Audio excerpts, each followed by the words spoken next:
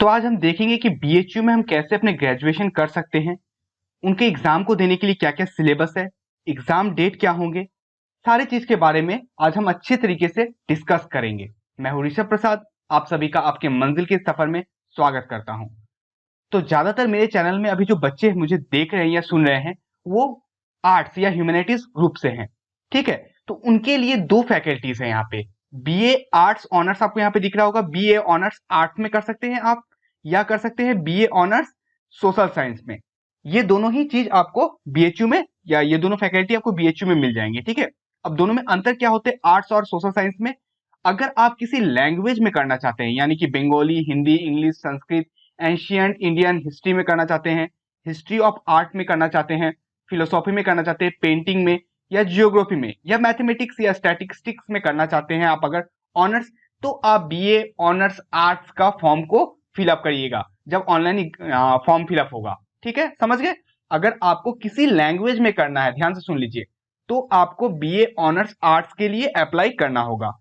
मगर आप इंटरेस्ट अगर हिस्ट्री, जियोग्राफी, इकोनॉमिक्स में ऑनर्स करने के लिए, तो आप बीए ऑनर्स सोशल साइंस के लिए अप्लाई कर सकते हैं, या आपको इसमें ही करना पड़ेगा। अब अंतर क्या है? आप कुछ लोग सोच रहे होंगे कि यहाँ पे भी जियोग्राफी है, मुझे जियोग्राफी में ऑनर्स करना है, और यहाँ पे भी जियोग्राफी है। तो इसका अंतर ये है कि अगर आप आर्ट्स वाला जियोग्राफी लेते हैं तो उसमें आपका जो सब्जेक्ट कॉम्बिनेशन होगा उसमें हिस्ट्री और पॉलिटिकल साइंस नहीं होगा, ना ही इकोनॉमिक्स होगा। उसमें आपको इंग्लिश लेना पड़ेगा, हिंदी लेना पड़ेगा, या एंशियंट हिस्ट्री का या कल्चरल, ये सब लेना पड़ेगा आपको। कॉम्बिनेशन सब्जेक्ट का ऐसा बनेगा। लेकिन आप सोशल साइंस के थ्रू अगर जाते हैं तो आप किसी भी इन सब्जेक्ट में आप देख लीजिए, यानी कि political science, history, geography, economics, sociology and philosophy, ये कुछ इंपॉर्टेंट सब्जेक्ट है, और भी कुछ है लेकिन ये मेन आपके सब्जेक्ट है। इनमें से किसी आप एक में ऑनर्स कर सकते हैं, और बाकी में क्या होगा आपका, वो सब्जेक्ट जो हो जाएगा आपका एडिशनल सब्जेक्ट बन जाएगा, या सब्जेक्ट कॉम्बिनेशन में अपने आप वो आ जाएगा। बात समझ रहे हैं ना आप?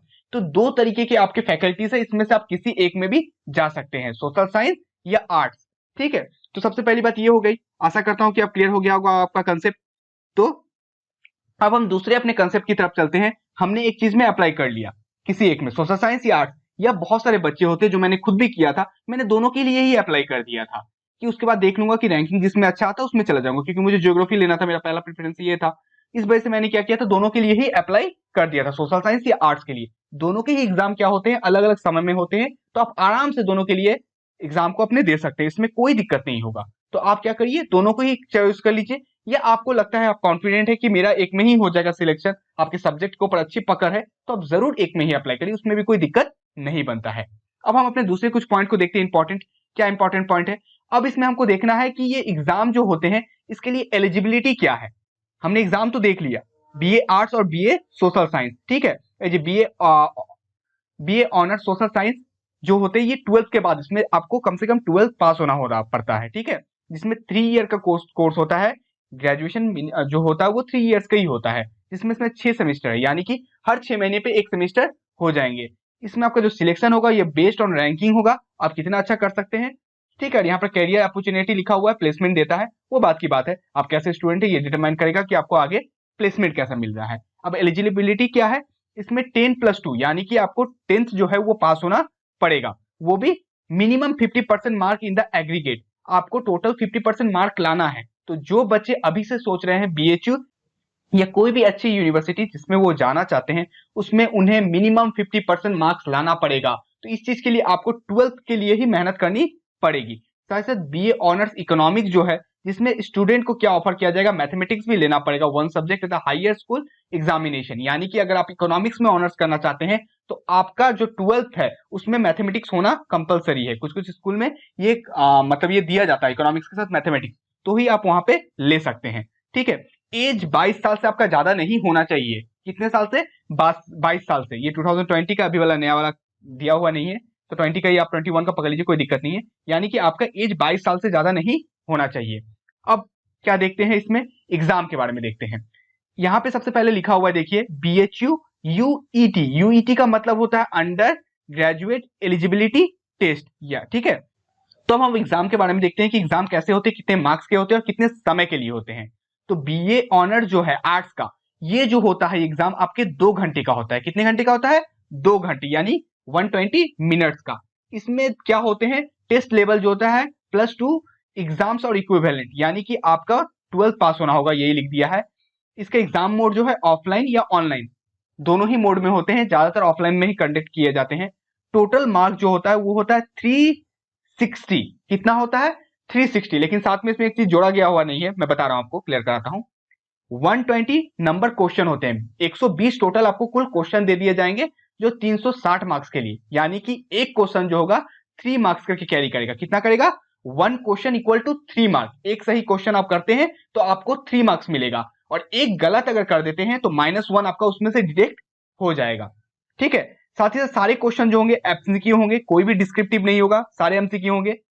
साथ ही साथ इसमें एग्जाम का जो आपका सिलेबस है ये बहुत इंपॉर्टेंट है कि क्या उसमें आ रहे हैं, ये बच्चे को जानना जरूरी है कि जो बीए आर्ट्स के लिए अप्लाई कर रहे हैं, यानी कि लैंग्वेज उनको करना है किसी सब्जेक्ट में ऑनर्स, तो उसके लिए उनका सिलेबस क्या है। सबसे पहले है general knowledge and current affair, जो 60 एमसीक्यूज आएंगे। कितने आएंगे? 60 एमसीक्यूज आएंगे, general knowledge and current affair. तो आपका सारे करंट टॉपिक के ऊपर आपका पकड़ अच्छा होना चाहिए, और जनरल नॉलेज में आपका history, geography, economics, political science, इन चारों के ऊपर आपका सब्जेक्ट में पकड़ अच्छा होना चाहिए, तो ही आप एग्जाम को क्वालिफाई कर पाएंगे। नहीं तो ये एग्जाम ऑल इंडिया लेवल पे होता है, आपको पता ही है कि देश में कितने अच्छे अच्छे बच्चे पढ़े हुए हैं, तो उनसे अच्छा करने के लिए आपको मेहनत करनी पड़ेगी। अभी तो आप पढ़ ही रहे हैं, अपने 12th के साथ साथ इन सारी चीजों के ऊपर भी काम करना शुरू कर दीजिए। इनके लिए क्या क्या बुक्स इंपॉर्टेंट है, अगर आपको लगता है कि आप जानना चाहते हैं तो आप कमेंट सेक्शन में अपने कमेंट को ड्रॉप करें, मैं उन सारी चीजों के बारे में भी आपको जल्द ही बता दूंगा, एक डेडिकेटेड वीडियो ही बना दूंगा। साथ ही साथ क्या हो गया, मेंटल एबिलिटी, रीजनिंग के ऊपर 15 क्वेश्चन आएंगे। कितने? 15। और हर एक क्वेश्चन में बार बार बोल रहा हूं 3 मार्क्स कैरी करेंगे। कितने? 3 marks. 1 question equal to 3 marks. Okay, फिर न्यूमेरिकल एबिलिटी, थोड़ा मैथमेटिक्स भी आएंगे, यानी कि 15 मार्क्स का मैथमेटिक्स आएगा। तो आपको इस चीज की प्रैक्टिस करनी पड़ेगी, ऐसा नहीं कि आप जाके बैठ गए और एग्जाम पास करके, बिल्कुल नहीं होगा। तो उसके बाद होता है लैंग्वेज कंप्रीहेंशन। लैंग्वेज कंप्रीहेंशन में आपके 30 एमसीक्यूज आएंगे जो लैंग्वेज से आपके पूछे जाएंगे। ठीक है, तो देखिए कितना हो गया, 30 15 15 30 60 और 60 60 120 क्वेश्चन। तो 120 क्वेश्चन आपके कवर हो गए जो 360 मार्क्स के लिए थे। अब अदर मॉडलिटीज में क्या आ जाएंगे, 2 separate set of MCQ based on language comprehension. Language comprehension के ऊपर आपका भी कुछ डेडिकेटेड क्वेश्चन आएंगे, यानी कि 30 मार्क्स का क्वेश्चन आपके आएंगे। किस चीज के लिए? हिंदी या इंग्लिश, जिस चीज को आप प्रिपेयर करते हैं उसके ऊपर आपके 30, यानी कि नंबर ऑफ क्वेश्चन कितना हो गया, 120 प्लस 30 150 आपका टोटल क्वेश्चन आएंगे, जो कितने मार्क्स के रहेंगे, 450 मार्क्स के टोटल क्वेश्चन रहेंगे। समझ गए ना आप? इसमें 120 लिखा हुआ है, साथ में और 30 ऐड होगा, क्यों? क्योंकि ये अदर मॉडलिटीज में और 30 क्वेश्चन आएंगे हिंदी या इंग्लिश के लिए। तो हो गया 150 क्वेश्चन, जो टोटल मार्क्स भी कितना बढ़ जाएगा, हर एक क्वेश्चन जो होता है 3 मार्क्स का, तो कितना हो गया 150 इंटू 3 कितना हो जाता है 450 मार्क्स के टोटल आपके पेपर आएंगे। ठीक है, ये हो गया आर्ट्स की बात की। सोशल साइंस में भी बिल्कुल ही सेम है, कोई दिक्कत नहीं है, एकदम जैसा आर्ट्स में था सोशल साइंस में भी बिल्कुल उसी तरीके के क्वेश्चंस, जो उसमें सब्जेक्ट है, जो सिलेबस है वो बिल्कुल सेम है, लेकिन क्वेश्चन जो होंगे वो अलग टाइप के आएंगे, उसमें आप मत सोचिएगा कि बिल्कुल सेम आ जा रहे हैं। ठीक है, ये दो चीज हो गया। तो हमने क्या देख लिया, एलिजिबिलिटी देख लिया 12+, साथ ही साथ हमने क्या देख लिया कि नंबर ऑफ क्वेश्चंस कितने आते हैं आर्ट्स में और सोशल साइंस में, कितने नंबर के क्वेश्चन आते हैं और किस किस तरीके के क्वेश्चंस होते हैं, और किस किस सब्जेक्ट से कितने क्वेश्चन आते हैं, उनके बारे में भी हमने अच्छे से डिस्कस कर लिया। ये चीज को आप नोट डाउन करके अभी से रख लीजिए जो जाना चाहते हैं।